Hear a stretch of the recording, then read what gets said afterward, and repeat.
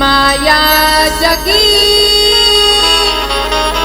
मिळणार नाही तुला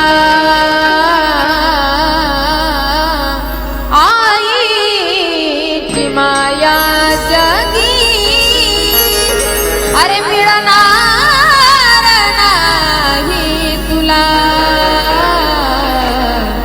कशाला दुखवितो रे आईच्या त्या